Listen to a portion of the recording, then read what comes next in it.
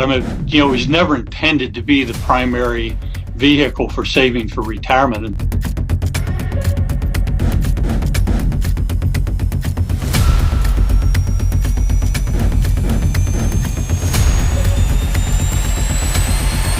For more than 4 decades, Americans have all been told the same thing.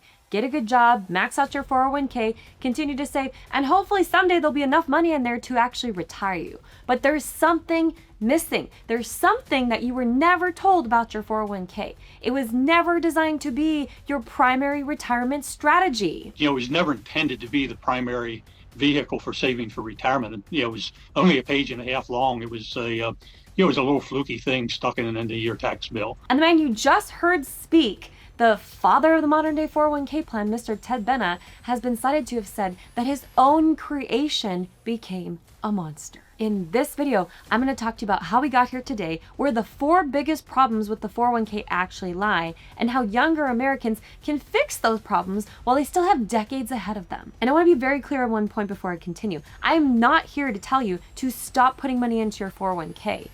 I'm here to tell you that it shouldn't be your only retirement strategy. Now, let's go back to the beginning.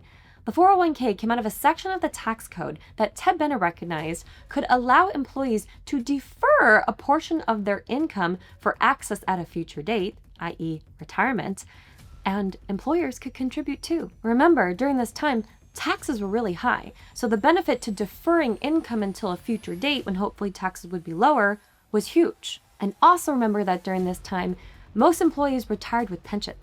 And in order to fund the pension, that responsibility landed on the employer, not the employee. But with the discovery of Section 401k by Ted Benna, employers realized that they could shift the responsibility of retirement back onto the employee and take it off of them as the employer. So naturally, this concept took off. Now, all that responsibility lies on the employee.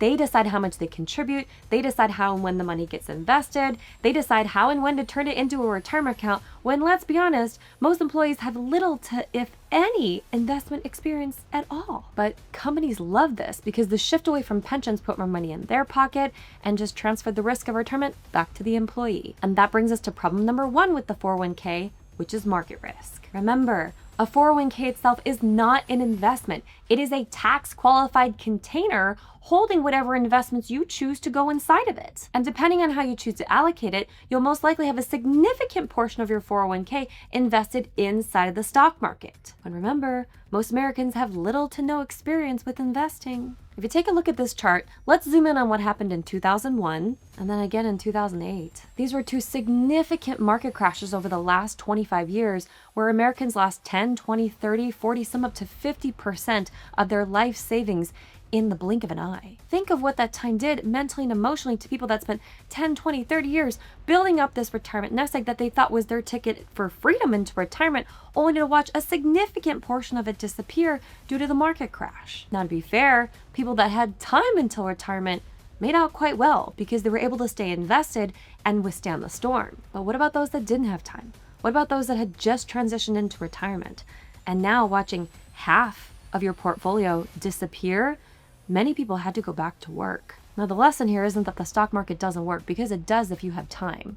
The lesson here is that market risk is real. And that leads me to 401k problem number 2, which is fees. And this one is almost invisible because most Americans don't even know that they're paying fees inside of their 401k plans because they're not properly disclosed on your statements. Even a fraction of a percentage point on fees can do some drastic damage to your overall portfolio. And I'll prove it to you. If you go to moneychimp.com and look up their 401k calculator, we can work the numbers together. Let's say somebody is 30 years old and they want to save $1,000 a month into their 401k plan, which is $12,000 a year. And they are going to get a 50% match on everything they contribute, which is $6,000 a year from their employer. And let's say they're earning an average of an 8% rate of return over the next 35 years. When they reach retirement at age 65, their balance is projected to be at about $3,349,000. But that's without paying fees. Let's subtract just a 1% fee out of their retirement account. And you'll notice that their balance drops all the way down to $2,662,000. Crazy! Just paying 1% per year in fees loses them $687,000 over 35 years in a balance at retirement. Now, is it crazy to do the math and see what a 2% fee would cause? It would drop their balance all the way to $2.1 million. That, my friends, is a loss of $1,223,000 by paying just a 2% fee per year inside their 401k. Think 2% or even 1% sounds a little crazy on the high side for 401k fees? All you have to do is take a look at this article from Forbes, The Real Cost of Owning a Mutual Fund, which is the majority of what you guys have as investments inside of your 401k. If you scroll through the article, you'll see all the charges that are hidden inside your 401k that are not properly disclosed on your statement. They would be if you read the prospectus, but most people aren't going to do that.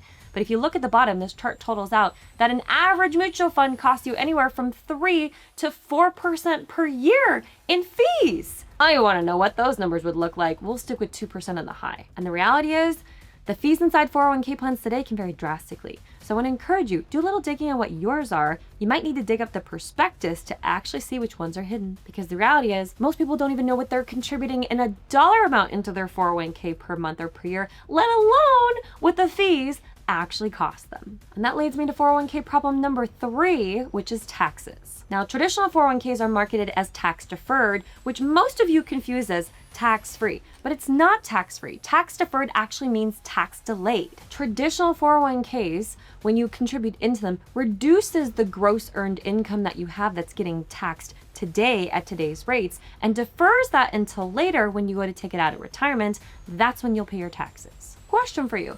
If you're 35 years old today with the goal to retire at age 65, do you know what taxes will be 30 years from now? Of course not. I don't. Nobody has a crystal ball. What you're essentially doing is you're taking today's tax deductions and betting that it's going to be lower than where taxes will be at in the future. Now, this strategy might make sense for somebody that's a high incomer today that thinks they might retire in a lower tax bracket in the future. But the key word there is thinks. Nobody knows for sure where taxes will be in the future. This is why it's so important to diversify your money into different tax buckets so that you don't have all your eggs in one basket. Which leads me to problem number 4 with the 401k, which is access and control. Remember, the 401k money is supposed to be your money. And if it truly was your money, why would there be so many rules and restrictions around when you can access it? Generally, if you're trying to get access to your money before the age of 59 and a half, the government is going to tax you and impose a 10% federal penalty on every dollar you take out. Now, of course, there are some exceptions, but they're generally trying to discourage you from accessing your money before retirement. But what if life happens before retirement? What if an opportunity comes up, or a deal, or a business, or something that you need access to working capital for that doesn't qualify as an exception? This is why I'm so against people putting 100% of their liquid money into an account that is not liquid, that is not accessible to them without penalty. So, if you're in your 20s, 30s, or even your 40s, instead of asking, should I save into my 401k, I want you to ask, what should my entire portfolio actually look like? If your employer offers you a match, and especially if it's dollar for dollar, 100% up to what you put in, I recommend considering that and seeing if you can possibly capture that with your contributions. But after that, every dollar after that, do your own research. And if your employer doesn't offer you a match, which many don't, that doesn't mean the 401k is bad. It just means that you should 100% be considering other options outside of the 401k to see if there's a better plan suited to reach your goals. Because, young ones, in order to solidify your future financially, your plan needs to have several different buckets. Bucket number 1 is an emergency fund. Yes, this can be your basic checking and savings account at the bank, but it should also be a high yield savings account that's paying you somewhere between 3 to 4% interest. The job of this account is not to make you wealthy. Its job is liquidity, easy access to money in case you need it. Bucket number 2 is going to be a non-retirement investment account, what we also call an individual account. Basically meaning the money is liquid. This is going to be stocks, bonds, ETFs, mutual funds, things that, yes, they're invested in the stock market, so you always want to do your research on what you choose, but they provide you liquidity. There's no penalties when you need to access it. So it's great for kind of that midterm type of money where you're trying to grow it, but you want access to be able to purchase something at a sooner date than retirement. Bucket number 3 is going to be the retirement investment accounts, like the 401k that we were talking about earlier, especially if they're giving you a 100% match on every dollar you put in, and even more so, especially if they offer you a Roth option. I would be considering it, but be mindful, again, understand the fees, understand your investment options before you just go blindly trusting the market. And the fourth bucket that many people leave out and don't even consider, but it's extremely important and crucial to a solid financial portfolio, is life insurance. If you are single and you have debt, or you are married and you have kids, or you have anybody that is dependent on your income, hello, you need life insurance. Term life insurance is fantastic if you're on a budget because it gives you a lot of life insurance for a very small amount per month. But if your budget allows, nothing is going to beat a properly structured cash value insurance policy that's permanent life insurance, so you have it forever, and the ability to build wealth inside of it is like anything else you've ever seen. Now, there's a few different kinds you can choose from. I'm a big fan of IUL policies, and if they're structured and funded the right way, yes, this is life insurance, but it has the ability to grow this cash value component inside of it that you can access at any age without paying any penalty for anything that you need without ever having to qualify for it. If you want to buy a new car, or you want to buy a house, or you want to fund your kids' college, or you want to retire, you can access the cash value that's growing inside these plans if it's structured correctly, 100% tax-free. And I know it sounds great. I'm going to link some videos at the end so you can continue to learn about it. Now, let's recap, everyone. Instead of having 100% of your money in just one bucket and one strategy, the key is diversification. You never want all your eggs in one basket. You want some somewhere where the money is easily accessible and liquid, somewhere it's growing and maybe put some restrictions around you so you don't go trying to get to it before retirement, and then some that gives you tax advantages that you can access without penalty and that has the ability to compound and grow even while you're taking money out of it. Well, the heart of all of this is protection for your loved ones, because remember, you are your most valuable asset. If you were no longer to be here, does any of this really even matter? So my challenge to you is this. Actually do your research. Research your 401k.